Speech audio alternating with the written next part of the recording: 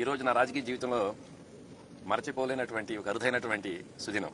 కారణం 1987లో మండల ప్రెసిడెంట్గా అతి చిన్న వయసులోనే నా రాజకీయ ప్రస్థానం ప్రారంభించి గ్రామ స్థాయి నుంచి శాసనసభ్యుడిగా, శాసన మండలి సభ్యుడిగా, మంత్రిగా, రాష్ట్ర స్థాయిలో ఉన్నటువంటి అన్ని రకాలైన బాధ్యతలను నిర్వర్తించి ఇంత త్వరగా రాజ్యసభలో కూడా నాకు స్థానం కల్పించే అవకాశం ఇంత త్వరగా వస్తుందని చెప్పి బహుశా నేను ఊహించలా. కోరిక ఉన్నప్పటికి కూడాను మనకు ఆ కోరిక తీర్చుకునేటువంటి అవకాశం కూడాను నాయకుని రూపంలో, భగవంతుని యొక్క ఆశీర్వాదం రూపంలో లభించేటటువంటి సంఘటనలు అరుదు. అలాంటి అరుదైన సంఘటనలో నేను భాగస్వామిని కావటం అనేటువంటిది ఒక విధంగా ఆశ్చర్యకరమైన విషయం, సంతోషించదగిన విషయం. ఈ రాష్ట్రంలో కార్యకర్త యొక్క విలువ తెలిసినటువంటి నాయకునిగా, పార్టీ యొక్క నాయకత్వానికి అండగా ఉండేటటువంటి, చేదోడు ఓదడుగా ఉండేటువంటి, పనిచేసేటటువంటి నాయకుల యొక్క గౌరవం, విలువ తెలిసినటువంటి వ్యక్తిగా, విశేషమైనటువంటి ప్రజాదరణ కలిగినటువంటి ముఖ్యమంత్రిగా మన రాష్ట్ర ముఖ్యమంత్రి వైఎస్ జగన్మోహన్ రెడ్డి గారి యొక్క ఆశీర్వచనాలతోటి ఈరోజు రాజ్యసభకు ఎన్నిక కావడం అనేటువంటిది చాలా సంతోషించదగినటువంటి విషయం. ఒక బీసీ సామాజిక వర్గానికి వచ్చిన వ్యక్తిగా, మరి ముఖ్యంగా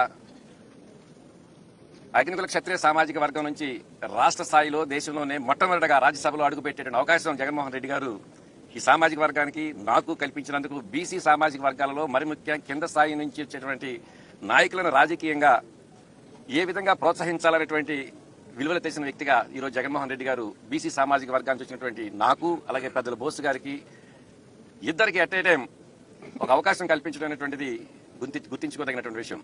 సాధారణంగా రీజనల్ పార్టీస్లో పార్టీ కోసం కష్టపడి పనిచేసే వాళ్ళకి ఆ స్థాయిలో గౌరవం, గుర్తింపు ఇవ్వడం అనేటువంటిది అరుదైన సంఘటన.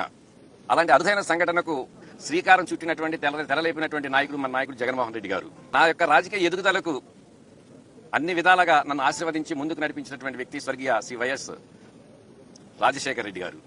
ఆ ప్రస్తావన వస్తేనే హృదయం చలించిపోయే పరిస్థితులు. అలాంటి ఇద్దరు అరుదైనటువంటి వ్యక్తుల యొక్క పూర్తి సహకారంతో, ప్రోత్సాహంతో, వారి యొక్క డైరెక్షన్ తోటి ఈరోజు రాజ్యసభలో ప్రప్రదంగా అడుగుపెట్టే అవకాశం లభించడం అనేటువంటిది సంతోషించదగినటువంటి విషయం. రాజ్యసభకు సంబంధించిన అభ్యర్థుల ఎంపిక అంటే కార్యకర్తలకు, నాయకులకు లభించేటువంటి అవకాశాలు చాలా తక్కువ.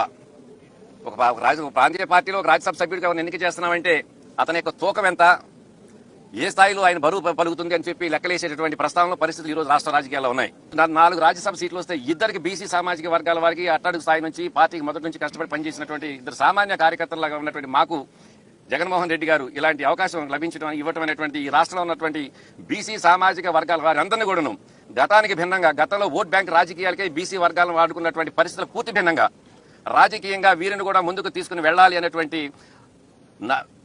ఆలోచనతోటి బీసీ సామాజిక వర్గాలలో ఒక ఆత్మస్థైర్యాన్ని మమ్మల్ని ఆదుకోవడానికి, మమ్మల్ని రాజకీయంగా ముందుకు తీసుకుని వెళ్ళడానికి ఆంధ్ర రాష్ట్రంలో బీసీ పక్షపాతిగా జగన్మోహన్ రెడ్డి గారి ఆంధ్ర రాష్ట్ర ముఖ్యమంత్రిగా మాకు అండగా ఉన్నారు, తోడుగా ఉన్నారనే దానికి ఎంతకన్నా నిదర్శనం ఇంకోటి లేదని చెప్పిన కూడా ఈ సందర్భంగా తెలియజేస్తూ, మరి మా మీద మా నాయకుడు జగన్మోహన్ రెడ్డి గారు ఇచ్చినటువంటి నమ్మకాన్ని పూర్తిగా వమ్ము చేయకుండా పూర్తిగా వారి యొక్క విశ్వాసానికి లోబడి మేము పనిచేస్తామని చెప్పేసి ఈ సందర్భంగా తెలియజేస్తూ మనస్ఫూర్తిగా బీసీ సామాజిక వర్గాల యొక్క ప్రతినిధిగా మా నియోజకవర్గ ప్రజల తరఫున జగన్మోహన్ రెడ్డి గారికి కృతజ్ఞతలు తెలియజేస్తున్నాను.